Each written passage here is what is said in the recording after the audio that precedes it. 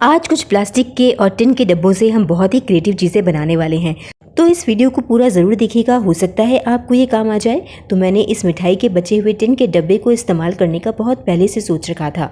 मुझे पता था कि मैं इससे कोई ना कोई क्रिएटिव चीज़ तो ज़रूर बना लूँगी और आज इसका इस्तेमाल करते हुए आपको भी दिखा रही हूँ कि मैंने इससे क्या बनाया है।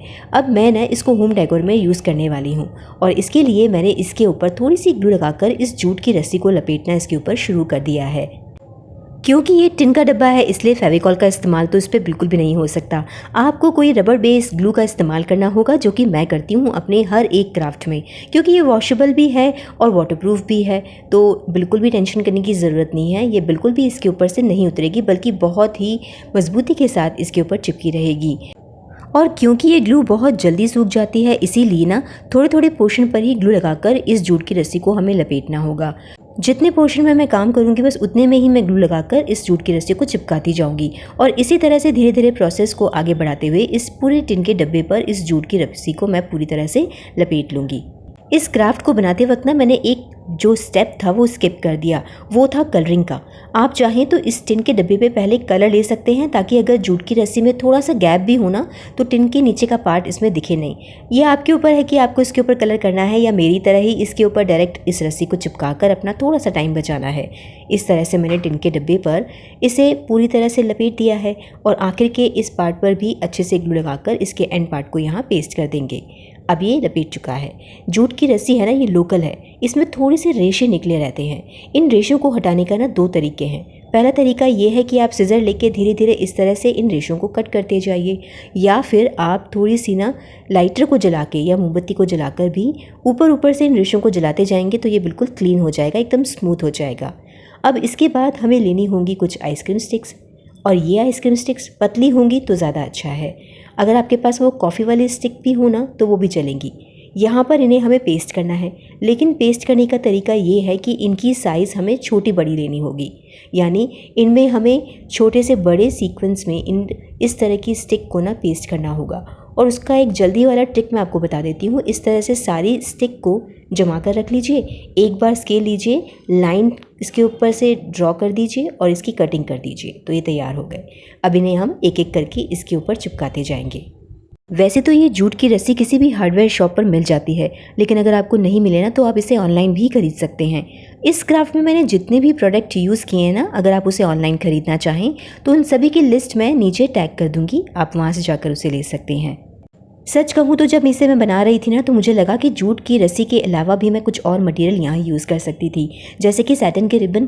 कैसा लगता कि अगर मैं एक ब्राउन कलर का सैटिन रिबन यहाँ पर पेस्ट करती तो उस सैटिन रिबन से ना एक अलग ही लुक आता।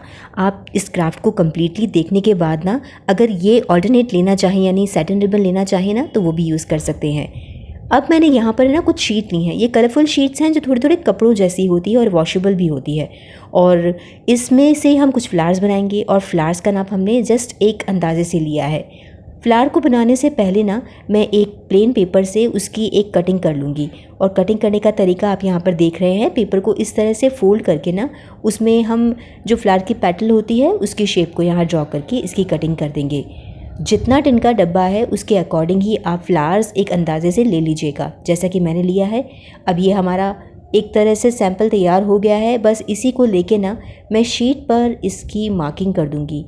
तो मैंने ये दो सैंपल बना के देखे थे, मुझे ये वाला सैंपल बिल्कुल परफेक्ट लगा अपने टिन के डब्बे के लिए, तो मैं इसी का यूज़ करते हुए इस येलो कलर की शीट पर इस फ्लावर को यहाँ पर ड्रॉ करके इसकी कटिंग कर लूँगी। तो ऐसे मुझे कम से कम 10 से 12 फ्लावर्स चाहिए, तो मैंने सभी के सभी को ड्रॉ कर लिया है और उनकी कटिंग करके इन्हें अलग कर लिया है। इसके बाद हमें कटिंग करनी होगी इनके बीच के पोर्शन यानी ब्राउन पार्ट की, और उसका अंदाज़ा आपको इस तरह से लगाना है कि जो फ्लावर हमने बनाया है ना उसके बीच में एक सर्कल ड्रॉ कर लीजिए। बस उसी सर्कल के आसपास के नाप का हमें यहाँ पर सर्कल इस ब्राउन शीट पर ड्रॉ करना होगा। मेरे पास ना इस सेम शीट का ब्राउन कलर नहीं था, अगर होता ना तो उसका एक अलग मेथड था जो मैं आपको बताती, लेकिन फ़िलहाल मैंने ग्लिटर शीट से ही इसे कट कर लिया है। इसे चिपकाना कैसे है, दो फ्लावर्स को इस तरह से रखते हुए पेस्ट कीजिए ताकि थोड़ा भरा भरा लगे, और बीच में जो हमने ब्राउन कलर का सर्कल कट किया है उसे यहाँ पर पेस्ट कर दीजिए। बस यही तरीका है इस सनफ्लावर को बनाने का, और इसी सेम प्रोसेस से मैं 7 से 8 फ्लावर्स यहाँ पर कंप्लीट कर लूँगी। इस वीडियो को रिकॉर्डिंग करते वक्त ना बहुत तेज़ हवाएं चल रही थी और शायद पीछे आपको वीडियो में कोई आवाज़ें भी आ रही हूँ, तो उसे इग्नोर ज़रूर कीजिएगा क्योंकि उसका तो कोई और निवारण था ही नहीं। मैंने यहाँ सारे सनफ्लावर्स तैयार कर लिए हैं और कुछ हाफ सनफ्लावर्स भी इसके अंदर हैं। अब इसकी लीफ हमें तैयार करनी होगी। ये जो ग्रीन शीट आप देख रहे हैं ना, जिसे वीडियो में मैंने यूज़ भी किया है, बस इसी शीट से मैं ना छोटे और बड़े साइज़ की अलग अलग लीफ यहाँ पर कट कर लूँगी। तो इसके भी आपको 10 से 12 पीसेस चाहिए होंगे। अब इन सभी पीसेस को जो हमने फ्लावर्स बनाए हैं, लीफ बनाए हैं, इन्हीं से हम इस टिन के डब्बे को डेकोरेट करेंगे जो कि हमारा एक शो पीस बनेगा। तो मैंने यहाँ सनफ्लावर्स को पेस्ट करना शुरू कर दिया है। जो 2 हाफ सनफ्लावर्स मैंने बनाए हैं उन्हें भी हम यहाँ पर पेस्ट कर देंगे। आप इसे रेडीमेड भी ले सकते हैं क्योंकि मार्केट में ना आजकल इस तरह के स्टिकर्स भी आते हैं। आपको अगर वो मिल जाते हैं इजीली तो आप उन्हें भी इस्तेमाल कर सकते हैं, नहीं तो मेरी तरह खुद ही हैंडमेड फ्लावर्स बनाकर भी इन्हें यूज़ कर सकते हैं। तो यहाँ बीच बीच में मैं फ्लावर चिपकाने के बाद लीफ भी पेस्ट कर रही हूँ। बस आपको किसी भी जगह रैंडमली इन्हें पेस्ट करना है और इसके हिसाब से इसे कंप्लीट करना है। तो बस ये बनकर तैयार हो गया है। लास्ट काम बचा है थोड़ा सी डेकोरेशन का। तो मैंने यहाँ थोड़ी सी गोल्डन कलर की लेस ली है जो कि मैं इस टिन के डब्बे पे लगाने वाली हूँ ऊपर और नीचे की तरफ। तो ग्लू को लगाकर मैंने सबसे पहले तो इसे ऊपर पेस्ट कर दिया है और बाद में इसे नीचे पेस्ट करेंगे। ये बिल्कुल ऑप्शनल है। अगर आपको ये बिल्कुल सिंपल सा ही चाहिए ना तो आप बिना लेस के भी इसको इस्तेमाल कर सकते हैं, और अगर आप कोई और ऑल्टरनेट कलर लेना चाहें तो वो भी आप इस्तेमाल कर सकते हैं। इसमें आप मिरर वाले लेस का भी इस्तेमाल करेंगे तो वो भी काफ़ी अच्छा लगेगा। तो बस फाइनल लुक उसको मैं देती जा रही हूँ। इस लेस को चिपकाने के बाद हमारा ये टिन का डब्बा तैयार हो गया है। और ये कितनी अमेजिंग बात है ना, एक वेस्ट पुराना टिन का डब्बा इस लुक के बाद कुछ अलग ही हो जाता है। जिसको मैं इतनी देर से टिन का डब्बा कह रही हूँ ना, अब वो कहलाएगा एक होम डेकोर पीस, या फिर एक फ्लावर पॉट या प्लांटर या फिर एक पेन स्टैंड। जो भी आप इसका यूज़ करना चाहें वो कर सकते हैं। हालांकि तो मैं इसे बिल्कुल पेन स्टैंड की तरह ही यूज़ करने वाली हूँ। आप इसे किस तरह से यूज़ करने वाले हैं ज़रूर बताइएगा, कमेंट ज़रूर कीजिएगा। तो पहला हमारा ये क्राफ्ट बनकर तैयार हो गया है। अब चलते हैं हम अपने दूसरे क्राफ्ट की तरफ, जो कि मैंने बनाया है एक प्लास्टिक के वेस्ट कंटेनर से। जस्ट इमेजिन जिसमें पेन आए हों, उसे तो हम लोग मोस्टली फेंक ही देते हैं, लेकिन मैंने इसे संभाल के रखा क्योंकि मुझे ये डब्बा ना थोड़ा सा क्रिएटिविटी के लिए सही लगा और मैं इसी का इस्तेमाल करके ना आपको दूसरा क्राफ्ट बनाकर दिखा रही हूँ। तो पहले क्राफ्ट में हमने कवरिंग के लिए लिए थे जूट रोप, लेकिन यहाँ पर हम ऊन का इस्तेमाल करके इस पूरे डब्बे को कवर करेंगे। अब ये वाली थीम ना मैंने ऐसे सोची कि मुझे हनी बी का याद आया, और हनी बी की थीम होती है येलो एंड वाइट और ब्लैक। तो मैंने ना ब्लैक की जगह वाइट कलर को ही यूज़ करने का सोचा और इसी के कारण मैं इसके ऊपर येलो और वाइट कलर की ऊन करते हुए इसको पूरी तरह से कवर करूँगी। तो यहाँ पर मैंने येलो कलर से कवरिंग स्टार्ट कर दी है। 8 से 10 बार लपेटने के बाद इसे कटिंग करके ना वाइट ऊन से इसकी कवरिंग कर दूँगी, और वाइट वाली ऊन की कवरिंग जो होगी वो थोड़ी सी कम होगी। तो इसी तरह से हम वाइट और येलो की कवरिंग करते हुए इस पूरे डब्बे को ना लपेटने वाले हैं, यानी इसे कवर करने वाले हैं। आप चाहें इसके ऊपर कलरिंग से भी इस चीज़ को डाल सकते हैं, यानी अगर आप एक्रेलिक कलर लेंगे ना और एक्रेलिक कलर से इसके ऊपर इस तरह से पेंट करेंगे टेप लगाकर, जैसे कि नॉर्मल टेक्निक होती है, आप वो भी कर सकते हैं। बेसिकली मुझे इसके ऊपर कुछ धागों का काम करना था, इसीलिए मैंने ऊन का यहाँ पर इस्तेमाल किया। लेसेस का इस्तेमाल भी हो सकता है और रेशमी धागों का भी। अगर मैं आपको अपनी कंडीशन बताऊं तो ऐसा होता है कि जब भी मैं कोई क्राफ्ट तैयार कर रही होती हूँ ना, तो एक ही क्राफ्ट में मुझे इतने सारे आइडियाज़ एक साथ आ जाते हैं कि सोचती हूँ कि किस वाले आइडियाज़ को आपके सामने पेश। कभी कभी ये हमारे लिए मुसीबत भी बन जाती है क्योंकि इतने सारे आइडियाज़ एक वीडियो में शेयर करना तो पॉसिबल है ही नहीं, और आइडियाज़ की जो इतनी सारी बाढ़ आई है ना, उसको हम ज़रा कॉपी में ना साइड में लिख लेते हैं। जब भी मौका मिलता है तो आपके सामने उसे बनाकर दिखा देते हैं। अगर आप भी एक क्राफ्ट लवर हैं तो आई एम श्योर कि आप भी इस बात से ज़रूर रिलेट करते होंगे और आपके साथ भी अक्सर ऐसा होता ही होगा। चलिए आगे चलते हैं और इस डब्बे की डेकोरेशन के लिए कुछ बनाते हैं। तो ऊन से ना मैंने पॉम-पॉम वाली स्टाइल में एक फ्लावर बना लिया है। हालांकि इसे हम पॉम-पॉम की तरह गोल तो नहीं बनाएंगे, इसे फ्लैट ही रखना है। बस इसकी इस तरह से बंधाई करने के बाद इसके साथ साइड में ना हम कटिंग कर लेंगे और इसे एक फ्लावर की शेप देने की कोशिश करेंगे। एक्स्ट्रा धागों को हमें सीजर की हेल्प से इस तरह से कट करके निकाल लेना है। अब क्योंकि ये ऊन थोड़ी पतली है तो इससे थोड़ा सा पफीनेस आना ज़रूरी है, और उसके लिए बस एक ही ट्रिक है कि एक कोम लें और कोम से इसके अंदर इस तरह से करते जाएं।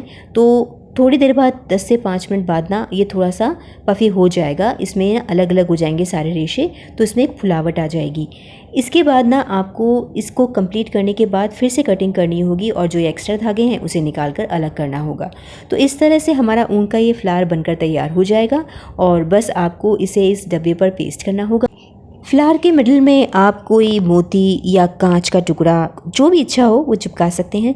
मैंने इस पीली ऊन से ही ना इसके ऊपर एक सर्कल बनाने का ट्राई किया, तो वो बन भी गया और अच्छा भी लगा, तो मैंने उसे ही कंटिन्यू रखा और इस तरह से मैं इसे कंप्लीट कर लूँगी। अब अगर बात करें हम इसके और डेकोरेशन की, तो आप यहाँ पर कुछ और भी ट्राई कर सकते हैं और अगर आपको ये कलर थीम पसंद आया तो इसे एग्जैक्टली बना सकते हैं। यहाँ पर मैंने इस फ्लावर के स्टैम्प और लीफ के लिए ना ग्रीन ऊन का ही इस्तेमाल किया है। इसे भी यहाँ पर पेस्ट करके मैं इनकी शेप देकर इसे कंप्लीट करूँगी। ज़्यादा कुछ इसके ऊपर डेकोरेशन नहीं करने वाली, क्योंकि मुझे ये ऐसा ही अच्छा लगा और क्योंकि मैं इसे अपने सिर्फ टेबल पर रखने वाली हूँ तो और इसे यूज़ भी करना था, तो मैंने बस इसमें ये वाली डेकोरेशन करके इसे कंप्लीट करने का सोचा। तो ये लीफ और स्टैम्प कंप्लीट करने के बाद इसे हम भरवा भी कर देंगे इसी सेम ऊन से और ये कंप्लीट होने के बाद कुछ ऐसा फाइनल लुक देगा। तो कैसा लग रहा है आपको ये फाइनल लुक? मैं तो इसे बिल्कुल अब यूज़ करने वाली हूँ और शायद ऐसे ही बहुत सारे डिब्बे भी मैं बना के रख लूँ। चाहे इसे आप फ्लावर पॉट की तरह यूज़ कीजिए या फिर इसमें कुछ भरकर अपनी किचन में रखिए या फिर अपनी स्टेशनरी का सामान भी आप इसमें रख सकते हैं। मैंने तो जिस खास यूज़ के लिए इसे इस्तेमाल किया था ना, वो आपको दिखा देती। तो मैंने तो इसमें खाने पीने की छोटी मोटी चीज़ें डालकर इसने अपनी टेबल पर रख दिया है, ताकि जब भी मुझे ये जो क्रेविंग होती है ना क्राफ्ट बनाते वक्त या काम करते वक्त, उसके टाइम पर मुझे बड़ा काम आ जाता है और किसी को दिखता भी नहीं है। तो बस ये मैंने बनाकर तैयार कर लिया और अपनी टेबल पर रख दिया। आप बताइए कि आपको आज के इस क्राफ्ट आइडियाज़ में से, यानी इन दोनों डेकोरेशन में से सबसे ज़्यादा सुंदर कौन सा लगा? कमेंट करके मुझे ज़रूर बता दीजिएगा। अगले संडे को ठीक 2 बजे फिर से मिलेंगे एक नए क्राफ्ट आइडिया के साथ। तब तक के लिए stay safe, stay healthy and keep crafting.